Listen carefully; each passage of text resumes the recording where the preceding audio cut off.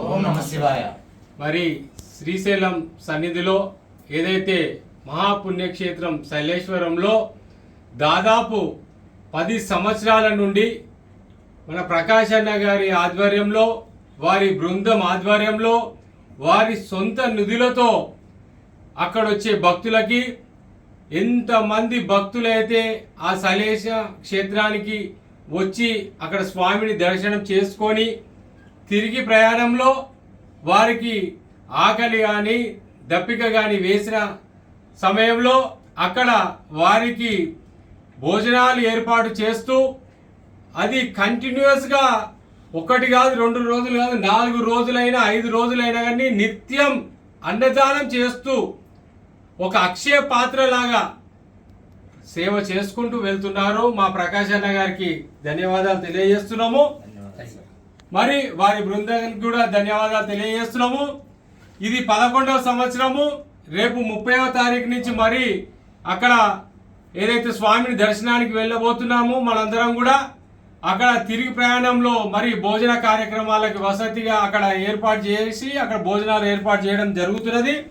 మరి ఈ 11వ సంవత్సరము వారికి కమిటీ మెంబర్స్ నుంచి కూడా ప్రజల నుంచి ఒక ఆలోచన ఏమొచ్చిందంటే, ప్రకాష్ అన్న 10 సంవత్సరాల నుంచి మీరు నిరంతరంగా మీ సొంత డబ్బులతోటి సేవా కార్యక్రమాలు చేస్తున్నారు.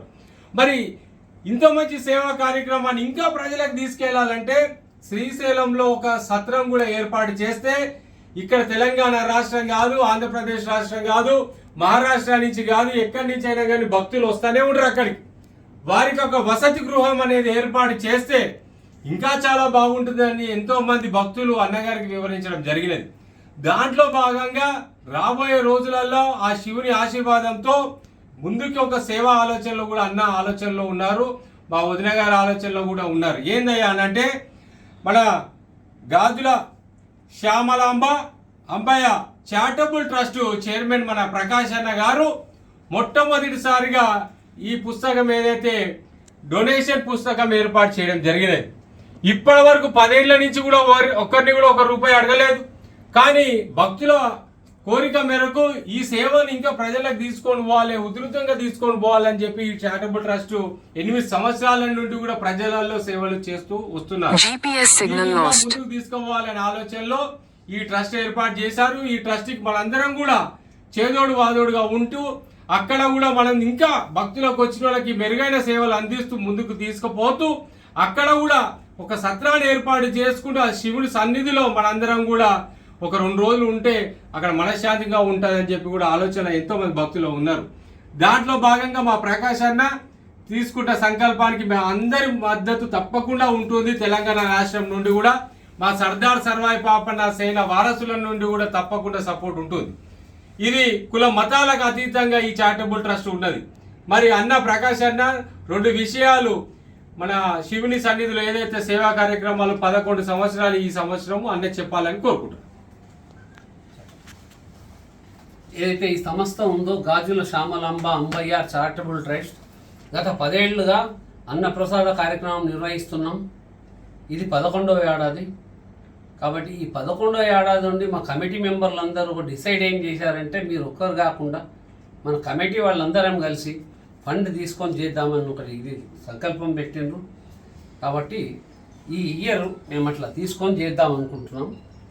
శ్రీశైలం హైదరాబాద్ నుండి శ్రీశైలం వెళ్ళే దారిలో 65 కిలోమీటర్లో టైగర్ బొమ్మ వస్తుంది. ఆ లోపలికి వెళ్తే అక్కడ ఈ చలేశ్వరం ఉంటుంది. చైత్ర పున్నమకు చలేశ్వర జాతర ఉంటుంది. చైత్ర పున్నమ 1వ తారీఖు ఏప్రిల్ 1 అక్కడ అన్నదాన ప్రసాదం మట్టుకు మనం 31/1/2 చేస్తాం.